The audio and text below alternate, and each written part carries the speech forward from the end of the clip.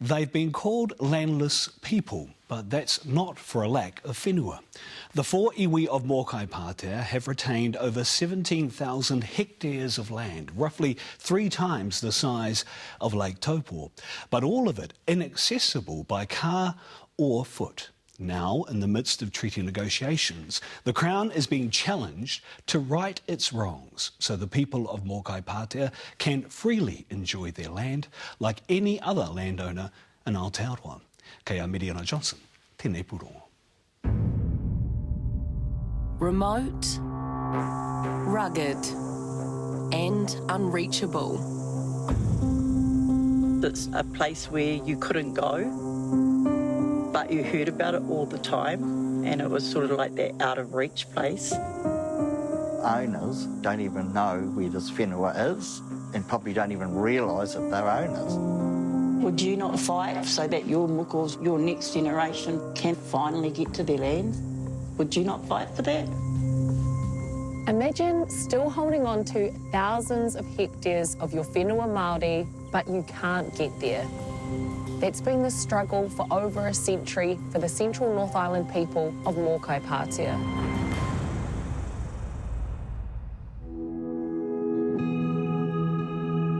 Here in Taihape are the headquarters for the Iwi Collective of Mōkai Pātea. Kia ora. Oh, good to see you. Moira, Raukawa-Haskell and Barbara Ball are the tough-as-nails aunties working to advance their people. And this is our tūpuna, so that shows you where we come from in terms of tamatia pōkai whenua. This is Moawhango Marae of Ngāti Whiti Kaupeka, one of the 4 iwi of Mōkai Pātea. There's also Ngāti Tamakōpiri, Ngāti Hauiti and Ngāti Ohuake. Alongside them is treaty negotiator Richard Steedman. This really started in my great-great-grandfather's time. You know, it consumed his whole life. It's also consumed Richard's life, battling for access to landlocked whenua. It definitely is intergenerational, and it is tiring. It's a big weight on your shoulders. In the late 1800s, the Crown forced collectively owned Māori land to be broken up into individual titles.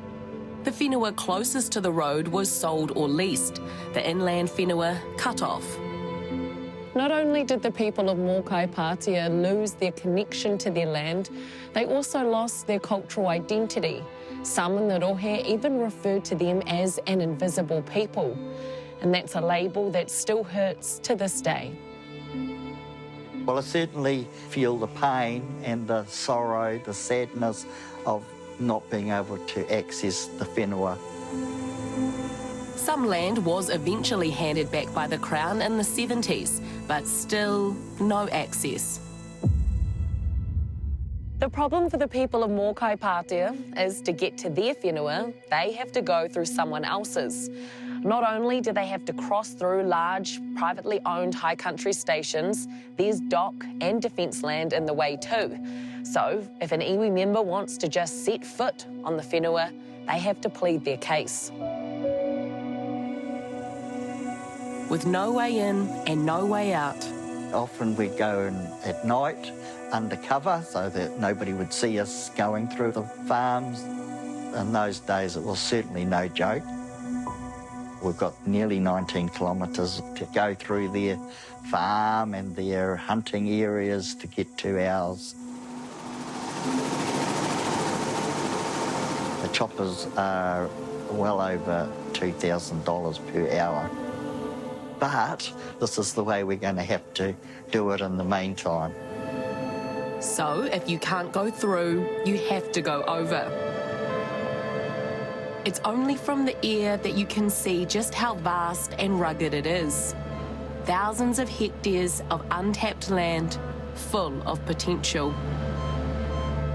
For Moira, this trip has been a long time coming. How was it seeing your... Oh, it was amazing. It was, yeah, and I'm glad I was sitting in the front, actually. Yeah. We sort of brought a little tear to my eyes. This is Moira's first time on her land. What's particularly special about this block for you? Oh, because it's my mum. It comes from my mum, so, you know. So it's just a place where you couldn't go, but you heard about it all the time, and it was sort of like that out-of-reach place. How has that experience changed you? It sort of moved me, really, because my mother gave me that land. It was quite heart-wrenching, really. I really did enjoy the ride home, just looking at all the land that belongs to us. But sad that our people can't get in there unless they get helicoptered in. Even if they could get permission to put in a road, it's been quoted as tens of millions. I would say, so what? It's been 168 years that we have not been able to get into our lands. We could have been producing lots of things in there. We could have been making our own money, but we haven't been able to get in there to be able to do anything in terms of the economy. So 66 million compared to never being able to get into your land? Well, I don't know really what to say. I know what to say, but I can't say it. Why is that? Well, you're not allowed to swear on camera. They're pinning all their hopes on the treaty negotiations. The biggest thing that has hindered us is that we're on to our third chief crown negotiator in 2 years. Wow. So it's like you got to repeat your story over and over and over and over again. If this fails, their only other option is the Māori Land Court. But that's not straightforward either. In my experience, the timeframes in the Māori Land Court can absolutely mean that people feel like it's a too hard basket. Lawyer Kylie Katipo has worked 17 years in Māori land law.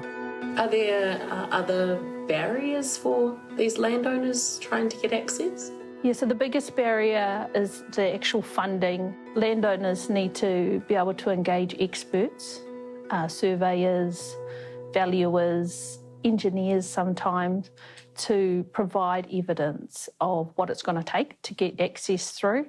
So the Māori landowners would usually be expected to foot that bill, which of course you're talking about large sums of money. And of course we don't have the money to even contemplate those costs. The four iwi have big dreams for their land. They already run a successful manuka honey operation despite the challenges. But they are also keen to run conservation wānanga with rangatahi, and there's even talk of a luxury lodge for the kaumātua. It's not all about economic development. It's about our own spiritual oranga, and that's part of it, is enjoying your whenua, enjoying the places of your tupuna, of your ancestors, and understanding what they did there and the beautiful stories.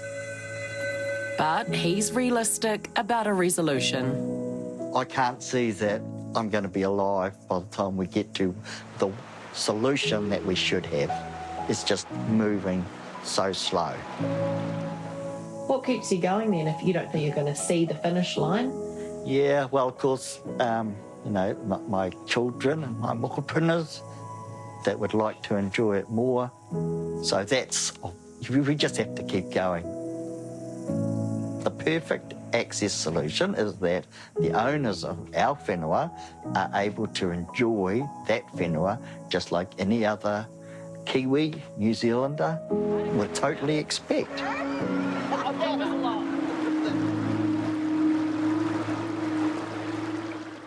Now, the claimants say valley land that's part of the family-owned Ngā Mātea station is the most suitable for a road. However, the Apatu whānau who own it say a road is not feasible. Treaty Negotiations and Defence Minister Andrew Little says the Crown will continue to work with iwi to restore their rights wherever possible. And he expects Crown agencies will consider requests for Māori to access their whenua in good faith.